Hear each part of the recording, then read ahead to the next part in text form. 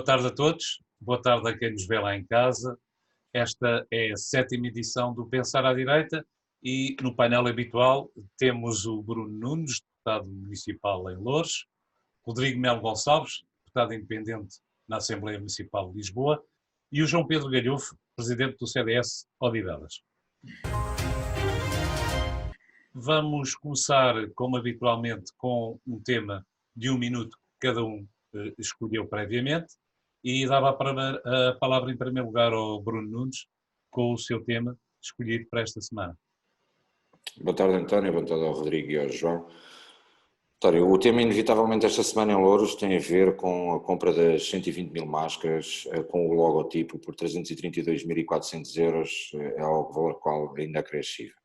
Foi um tema que passou nas televisões nacionais, que acabou por estar nas rádios nacionais também, e que eu cataloguei como sendo propaganda, e por uma razão muito simples, e colocando aqui no minuto muito rápido para que as pessoas percebam que o assunto é mesmo muito fácil de decifrar. Nunca esteve em questão sequer a capacidade da empresa em se reinventar, não esteve em questão o volume adquirido pela Câmara Municipal de Máscaras, esteve sim em questão o facto de, a preços de tabela fornecidos pela empresa, estarmos a falar de mais de 70 mil euros para a colocação do logotipo da Câmara Municipal de Loures numa encomenda de 332 mil.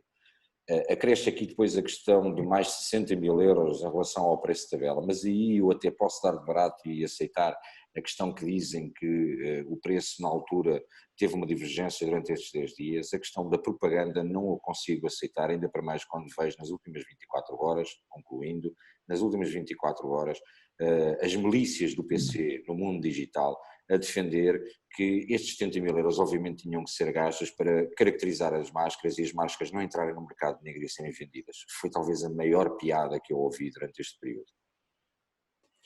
Obrigado. E agora passamos ao Rodrigo Melo Gonçalves, deputado independente na Assembleia Municipal de Lisboa, que também nos traz um tema para o seu minuto. Boa tarde.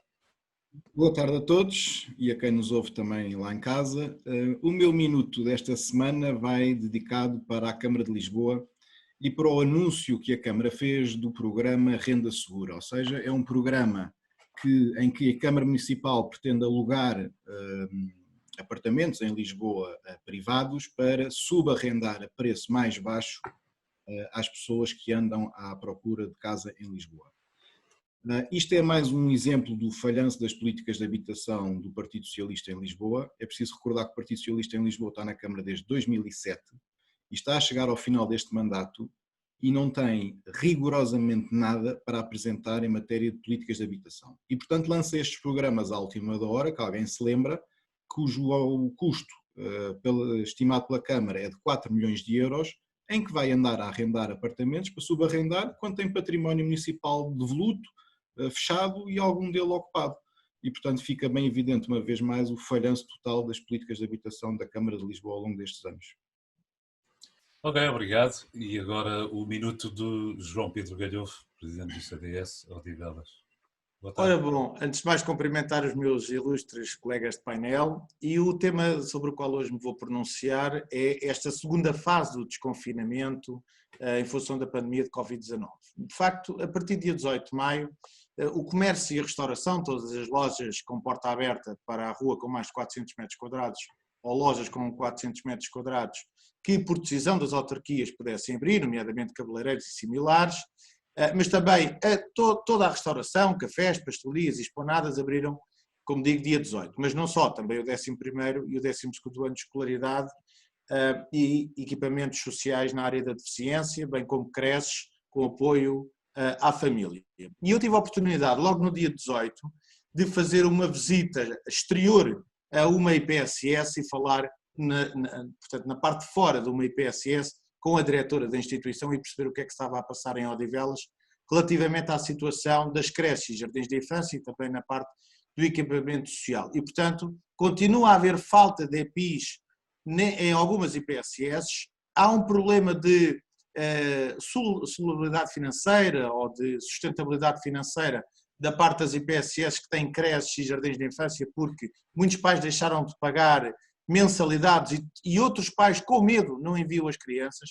Posso dar um exemplo, uma pequena amostra de esta IPSS que visitei, em que em número de 50 inscritos estavam 5 crianças no lar, na creche, no dia 18. E depois também, relativamente ao comércio local, pude constatar, com muita surpresa minha, o abandono a que têm estado sujeitos os comerciantes locais por parte não só do Governo, em matéria de layoff, mas também da parte da Câmara Municipal, que abandonou completamente o comércio local. Eu, aliás, fiz uma visita com o Presidente do CDS a uma pastelaria histórica de Odivelas, talvez das mais antigas, e o dono da pastelaria queixava-se com muita razão que a mim ninguém me perguntou se eu precisava de alguma coisa, só me exigiram novas regras de desconfinamento, desinfetantes, luvas, máscaras, viseiras, e ninguém lhe perguntou se eu precisava de alguma coisa, e tive a oportunidade também de fazer uma visita com os outros comerciantes locais e todos se queixaram do mesmo, sobretudo numa altura em que a Câmara de Odivelas decide fazer obras a torto e direito e gastar milhões de euros em obras, entupindo completamente o interior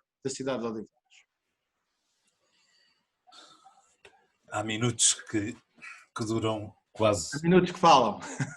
Há minutos que se auto... Ok, mas vamos ultrapassar isso, vamos agora ao tema principal. E o tema principal, escolhido de consenso entre todos, é o financiamento aos grandes grupos de comunicação.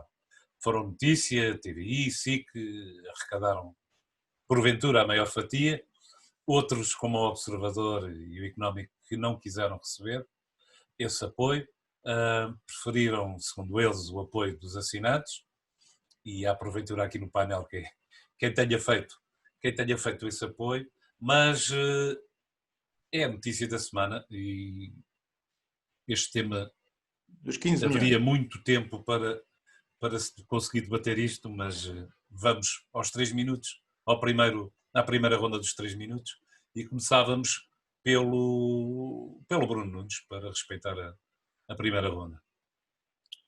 Bom, António, em relação a este assunto, eu acho que nós durante estes debates e estes 7 programas que já fizemos, já por diversas vezes falámos no perigo que era o atropelo aos princípios democráticos e aquilo que eram problemas graves que se poderiam criar na democracia durante este período. Basicamente o que estamos a falar é de um financiamento que foi feito com dinheiros do Governo aos diversos grupos económicos, aos diversos grupos de imprensa. E temos aqui uma situação que é clara, que a mim, que já estive ligado ao Conselho de Administração e a direções de jornais, me faz muita confusão. Se através da imprensa escrita eu percebo que o volume de venda tenha reduzido drasticamente e que obviamente perderam também a taxa de ocupação de publicidade e consequentemente perderam receitas, em relação às televisões eu tenho muitas dúvidas que as coisas tenham passado dessa forma. E por uma razão simples, para as pessoas perceberem, existem 2 formas de financiamento claro das televisões, através da publicidade e através da audiência do share, que determina também que os operadores façam a partilha de receita com eles. Ora bem, com este confinamento, a utilização das televisões, ou o share e a audiência, certamente aumentou. Por isso, a receita que veio dos operadores certamente deve ter sido mais elevada do que o normal, e acho que isto deveriam ser valores que deveriam vir cá para fora para as pessoas perceberem. Para além disso, nenhum de nós, ao assistir aos programas de televisão, deixou de constatar que a publicidade continua a circular nos intervalos, e por isso, obviamente, a publicidade continua a ser paga. Ainda mais grave se torna todo este processo quando percebemos que os grandes grupos económicos de televisão foram aqueles mais beneficiados com esta situação, que os meios digitais, que também de alguma forma mantiveram o número de pessoas, ou se calhar até aumentaram, porque nós temos o exemplo da Luz TV e dos seus canais, que neste período até aumentaram as visualizações, mas depois denotamos que aqueles que eventualmente tiveram maiores dificuldades, que foi os anunciantes locais ou que foram as pequenas empresas na parte da comunicação e a imprensa local e regional, que praticamente não é abrangida por isto. Ou seja, isto dá uma imagem que existe aqui uma tentativa de controle por parte do Governo daquela que é a comunicação social, e deixa aqui muito a desejar num princípio de transparência. Pelo meio disto, são notícias de que alguns jornalistas foram afastados, que alguns comentadores foram afastados, que algumas equipas de investigação foram afastadas ou que foram censuradas, etc. Por isso, isto à mulher de César não basta parecê-lo, tem que sê-lo, e existe aqui muita dúvida da minha parte em relação quais foram de facto os critérios para entregarem estes valores, como é que tudo isto foi feito, e acho que fica a penumbra no ar e uma nota na camisa de quem atribuiu estes valores que dificilmente sairá no futuro. Obrigado, Bruno Nunes. É um facto. Eu posso testemunhar que a audiência no online, nos nossos canais, em alguns casos triplicaram, tiveram um boom, e alguns deles perduram neste momento para o dobro do que era a audiência anterior. Rodrigo Melo Gonçalves, vamos entrar então nos primeiros 3 minutos sobre este tema principal do financiamento dos grandes grupos de comunicação. Muito bem, eu vou pegar aliás na deixa do Bruno, porque de facto isto foi uma coisa muito mal feita, muito mal anunciada, muito mal gerida. Ninguém até hoje percebeu quais foram os critérios de atribuição daquelas verbas. Deu-se aliás aquele episódio caricato relacionado com o Observador, que apareceu com 20 mil e depois o Observador disse que não queria nem aquele nem outro, e depois já não era 20 mil, tinham-se enganado. E passou para 90 mil, portanto há assim de repente 70 mil euros que aparecem, não se sabem de onde, nem se sabem porquê, e de facto não há critério objetivo nenhum, é uma história muito mal contada, que levou aliás a que quer o Observador, quer o Jornal Eco tivessem anunciado que prescindiam desse apoio do Estado para manter a sua isenção e a sua independência, pedindo apoio aos seus leitores. Eu fui uma das pessoas que subscrevi, entretanto, o Observador, jornal que já segui, e portanto decidi que o apoio era merecido e por isso resolvi assiná-lo. Mas isto remete-nos para um historial do Partido Socialista com a imprensa que não é, aliás, de agora. E se nós voltarmos atrás no tempo, aos governos de José Sócrates, lembramos que houve N casos de tentativas de pressão ou de condicionamento da comunicação social. Eu dou aqui 2 ou 3 exemplos. Em 2006, o Independente, quando encerrou, a Inês Serra Lopes, a diretora de então, praticamente afirmou que se deveu ao José Sócrates o encerramento do Independente porque era um jornal incómodo. Tivemos depois, em 2010, a saída da Manuela Moura Guedes da TVI, com a suspensão do jornal de sexta-feira, que também trazia as notícias sobre o caso Freeport na altura, que incomodavam o governo de José Sócrates, e de repente, nas vésperas das eleições, o jornal de sexta da Manuel Moura Guedes é suspenso. Tivemos depois ainda o episódio da tentativa de compra, da alegada tentativa de compra da TVI pela PT através da Tagspar, onde estavam administradores que eram do Partido Socialista, indicados pelo Partido Socialista, etc., por aí fora, que também foi amplamente noticiado na altura.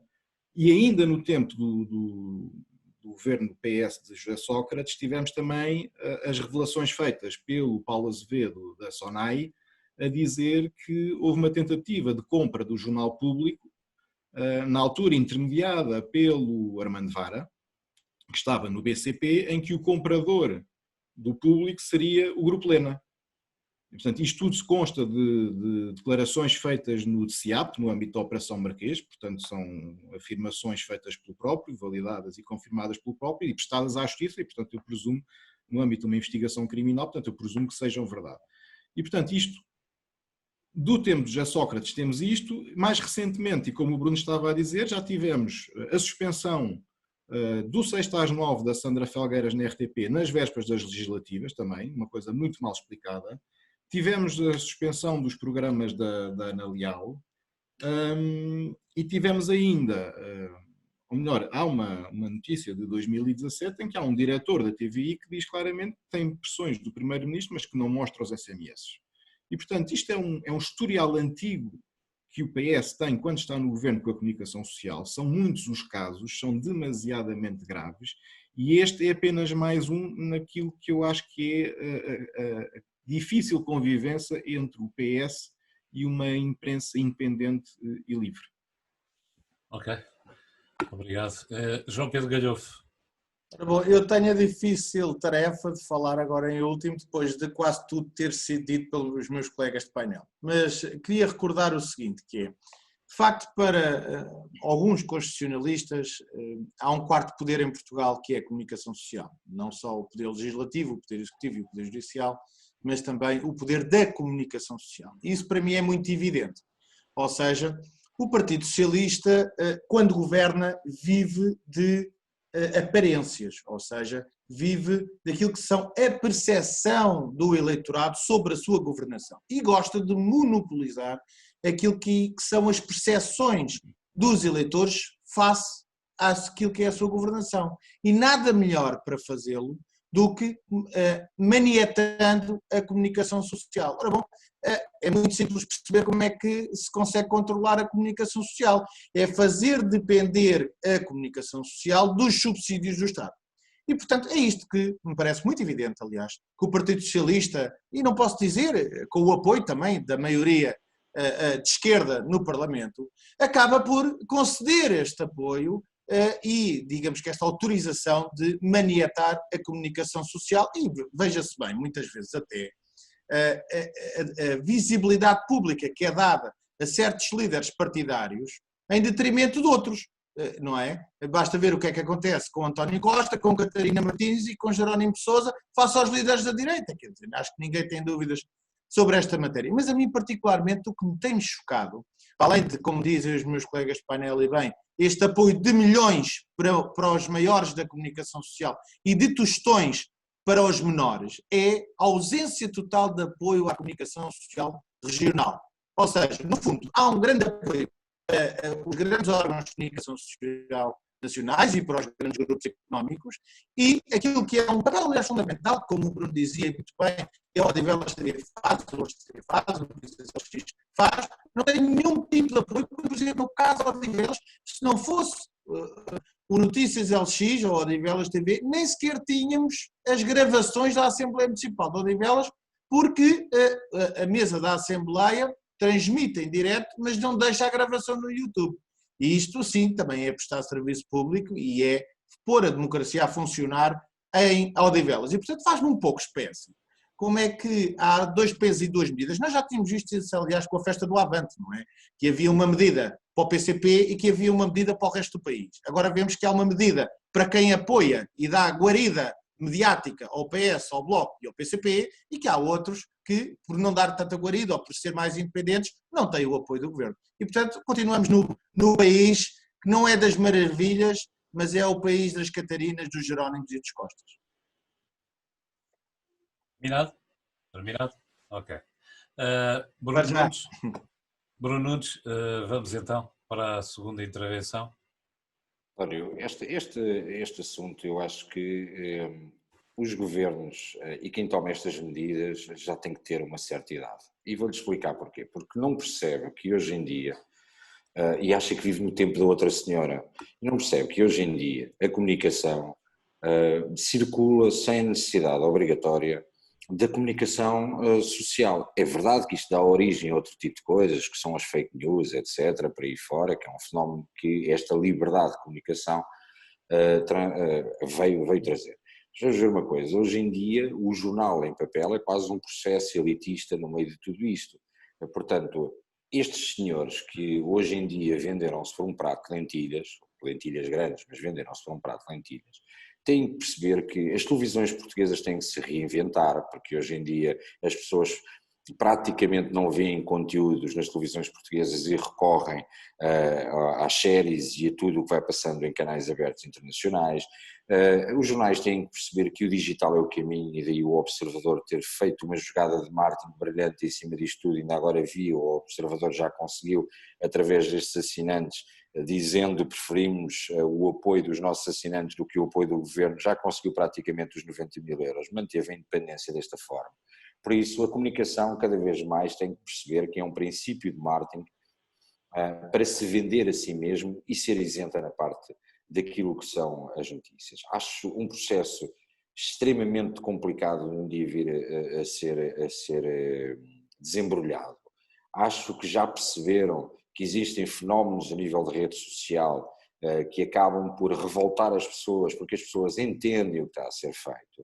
Acho que já entenderam, e se não entenderam, não sabem o que é que tem acontecido no país nos últimos meses, que a eleição, por exemplo, do deputado do Chega, passou muito pela força que teve nas redes sociais, e foi a rede social que impulsionou muito aquele que foi o destaque dado neste caso, ao André Ventura.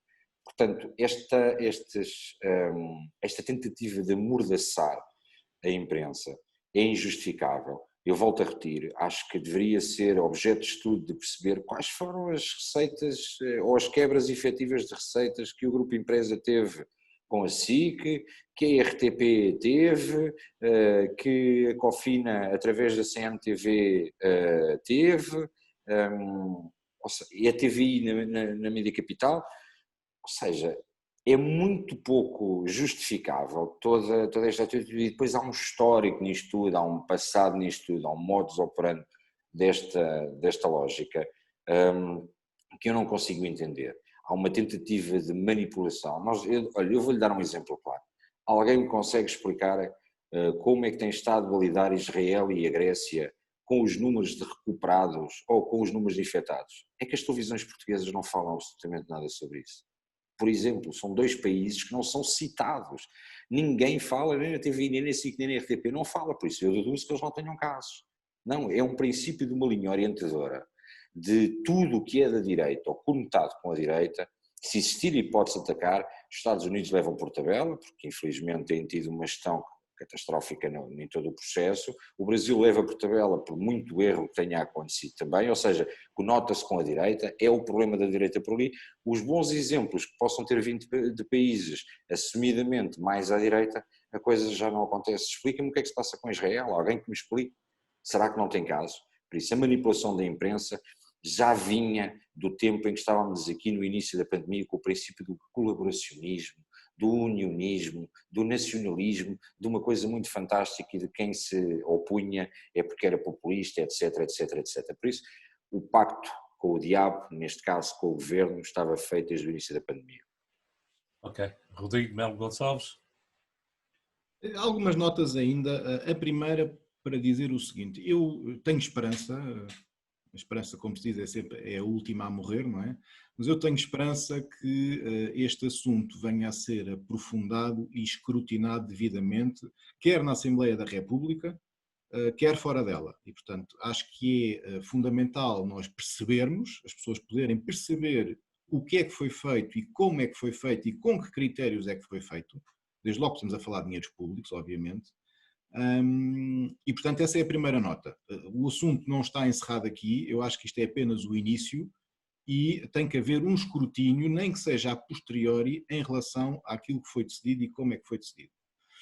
A segunda nota que eu gostava de deixar é a seguinte: ninguém está aqui a pôr em causa que as empresas de comunicação possam necessitar de apoios financeiros nesta fase complicada em que estamos. Tal que, aliás, como o resto da generalidade das empresas na nossa economia. Agora, é também possível dizer que havia outro caminho que podia ter sido seguido. Isto é, em vez do Estado andar a subsidiar diretamente, porque isto na prática é uma subsidiação direta que o Estado faz a estes grupos de comunicação, mais valia deixar a decisão sobre quem apoiar às pessoas, que de uma forma livre escolheriam quem quereriam apoiar, criando outro tipo de incentivos. Nem que seja, por exemplo, deduções de âmbito fiscal para quem assinasse com um jornal, com whatever. Ou seja, dar liberdade às pessoas de escolherem quem é que desejariam apoiar em termos de comunicação social, criando mecanismos que permitissem a essas pessoas ser ressarcidas de certa forma desse custo. Ou seja, manter-se-ia o apoio, mas não era o Estado a decidir quem é que era apoiado e sem critérios. E, portanto, havia de facto outros caminhos a seguir. A terceira nota, eu por acaso não conseguia confirmar, saber se, por exemplo, ao nível europeu há algo de parecido com isto. Eu não me lembro de ouvir falar. Mas era interessante também tentarmos apurar se ao nível dos países da União Europeia, designadamente, se alguém avançou com um programa destes de apoios diretos de milhões à comunicação social, sem a clareza que se exige numa situação destas. E, portanto, eram estas três notas que eu gostava de acrescentar. Ok. Passamos agora ao João Pedro Galhofe para os seus 3 minutos. Ora bom, eu não podia deixar de concordar com uma mensagem que foi aqui vinculada pelo Rodrigo Melo Gonçalves, quer dizer, ninguém aqui acha que a comunicação social não merece apoio nesta altura da crise do Covid-19. A questão é em que medida é que esse apoio é dado e com que regras, qual é o critério de atribuição desses apoios. E aí é que eu acho que há uma dualidade de critérios, como se percebeu. Basta perceber que o observador tem um critério e o ECO tem um critério, e há outros grupos económicos, que eu vou-me abstrair de falar, que, dado os milhões que tinham programado receber, existe outro critério. E, portanto, a não ser que, enfim, o Governo queira justificar o número de funcionários, mas também não parece ser o caso, ou que os custos de funcionamento desses grandes grupos económicos, parece-me difícil a discrepância de milhões. Depois queria, aproveitando aqui a deixa, que também foi deixado pelo Rodrigo Melo Gonçalves, falar da possibilidade aqui da União Europeia e Portugal lançarem medidas de apoio aos jornalistas. Mas, de facto, quer dizer, aquilo que acontece, por exemplo, em Portugal, não se verifica na União Europeia. Não há nenhum pacote de medidas de apoio à comunicação social europeu e, portanto, pese embora haja uma preocupação do Conselho Europeu sobre essa matéria, mas não foi consubstanciado em nenhuma medida ou nenhum pacote de medidas em concreto. Aproveitando ainda esta questão, eu não queria deixar de denunciar aqui uma situação. Foi relatado há cerca de uma semana, 8 dias, uma tentativa de pressão que originou aqui o cancelamento do segmento de investigação pela Direção de Informação da TVI relativamente àquele que é, enfim, o trabalho de investigação jornalístico do programa da Ana Leal. E, portanto, isto não posso deixar de comentar isto. Parece-me que, não, eu aliás falei com um dos jornalistas sobre esta matéria, no fundo, tudo o que tinha a ver com casos que colocasse em causa ou fragilizasse o atual governo sobre a gestão pública da Covid-19 e sobretudo sobre a contratação pública, não só do governo, mas também dos municípios durante a fase da Covid-19, não veio a público. E, portanto, houve aqui, enfim, um cancelamento deste jornalismo, deste tipo, ou deste segmento de jornalismo por parte da Direção de Informação da TVI e todas as histórias sobre a temática da Covid-19, ao fim e ao cabo, que seria transmitidas no Jornal das 8, foram canceladas pelo Diretor de Informação da TVI, como se, enfim, se quiserem, este jornalismo estivesse de quarentena, também ele, e não houve, sem nenhuma explicação, autorização para a publicação deste tipo de casos. E, portanto, se isto não está relacionado com a atribuição de subsídios, eu pergunto, muito simplesmente, veja-se quanto é que a TVI perspeciona receber nos subsídios atribuídos dos 15 milhões, e se calhar percebe-se que há aqui uma conjugação de forças. Não é? Quer dizer, tudo aquilo que fragiliza o governo não sai para o público, e depois, da parte da TVI, bem entendido, e depois a TVI até é daquelas que mais recebe relativamente à questão dos subsídios estatais para o apoio à comunicação social.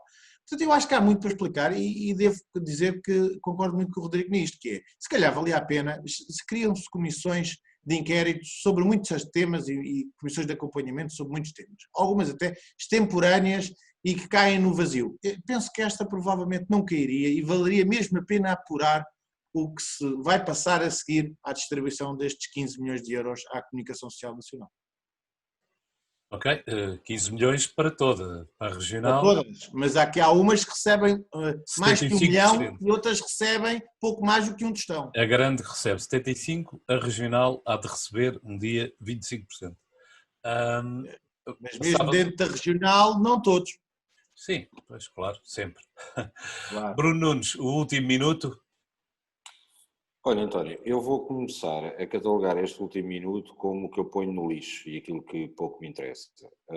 E dou-lhe o destaque que darei como um minuto e a seguir eu arrumo por completo e coloco no lixo. E vou colocar no lixo esta semana a atitude do vice-presidente da Câmara Municipal de Louros, Dr. Paulo Piteira, que estando presente numa cerimónia pública, que não percebi bem o que era aquilo, mas de apoio à cultura e aos artistas, que essa parte eu consigo louvar, mas não consigo perceber depois o que é que foi feito, foram publicadas fotografias no site da Câmara Municipal, onde aparece aos pés do vice-presidente da Câmara de uma forma muito maltratada, um dos maiores símbolos nacionais, ou seja, a bandeira de Portugal. No meio desta história toda, já veio novamente a milícia digital dizer que estamos a criticar o que não é para criticar porque o vice-presidente não viu, o fotógrafo que diz que tirou a fotografia a dizer que aquilo não é uma bandeira, que aquilo é o invólucro de uma mala que estava presa, que era de uma mochila, etc. Eu acho lamentável.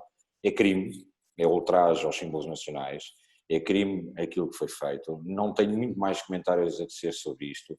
E se não tivessem cometido nenhum crime e se não tivessem tão preocupado com isso, 4 horas depois disto ser divulgado nas redes sociais, a Câmara Municipal de Loures certamente não teria retirado a fotografia como retirou das suas redes sociais e da sua página oficial. Por isso, de agora em diante, lixo com a atitude do Dr. Paulo Piteiro.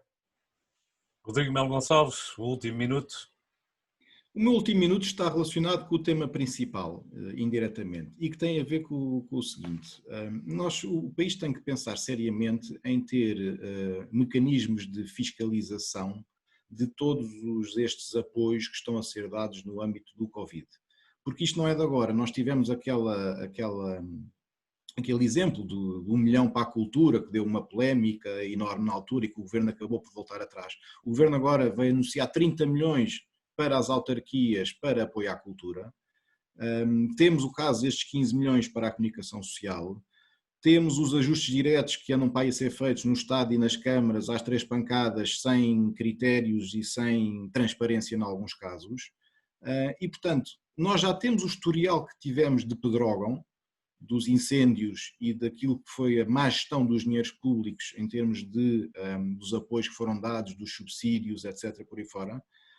Não podemos correr o risco de voltar a cair no mesmo erro. E, portanto, o país tem que, de uma vez por todas, conseguir ter mecanismos de fiscalização em relação ao que está a ser feito, aos apoios que estão a ser dados, aos critérios, à transparência e à legalidade desses apoios. Ok, obrigado. João Pedro Galhofe, o último minuto. Ora bom, eu vou tentar gastar mesmo só 1 minuto com este tema, mas tenho mesmo que falar aqui de umas questões relevantes. Eu estou um pouco preocupado sobre aquilo que se está a passar em Odivelas e em Loures relativamente ao número de casos confirmados. E acho que isto é, aliás, uma situação que naturalmente deve partilhar comigo. Os municípios de Loures, Sintra, Odivelas e Lisboa foram dos casos, ou aliás são, dos concelhos com mais número de casos confirmados nas últimas horas. Ou seja, cerca de 90% dos casos notificados, ainda que haja alguma informação fidedigna, poderão até ser mais do que aqueles que vos vou dizer. Mas, por exemplo, ao dia de hoje, e claro, continua a dar dados, já tem confirmados 150 casos, com um aumento exponencial face ao dia de ontem, e Loures já passou os 820 casos. Portanto, isto começa a ser complicado. Eu não vejo medidas da parte das câmaras municipais relativamente a esta matéria. O Bruno depois também, se quiser, se o António permitir, poderá falar um bocadinho no caso de Loures, mas aquilo que me faz efetivamente confusão, e aliás tive conhecimento pela imprensa, como todos, é que existe um pico de infectados e doentes com alta e sem qualquer destino para as suas casas no Hospital Beatriz Ângelo. Começa a ser muito, muito complicado a situação no Hospital Beatriz Ângelo e não sei se o hospital vai conseguir dar conta do número de casos que tem. Já tem mais de 20 casos de Covid-19 neste momento a serem tratados e não há nenhuma prospeção daquelas pessoas saírem do hospital, irem para as suas casas, têm que fazer o recolhimento obrigado. Não conseguem fazê-lo e há mais casos que não conseguem chegar ao hospital, o hospital não pode ter casos, começa a ser extremamente complicado nas unidades de Loures e Odivelas. Alguns problemas no som, habituais. Não sei se o Bruno quer efetivamente acrescentar alguma coisa, como foi sugerido, ou se ficamos por aqui. António, não me quero alongar porque eu irei agir esta semana acerca disso, mas os números não são esses, são muito mais. Ok. Então, ficamos por aqui. Terminamos aqui a 7ª edição do Pensar à Direita. Obrigado a todos e boa tarde para quem nos ouve lá em casa. Esta foi mais uma edição do Pensar à Direita.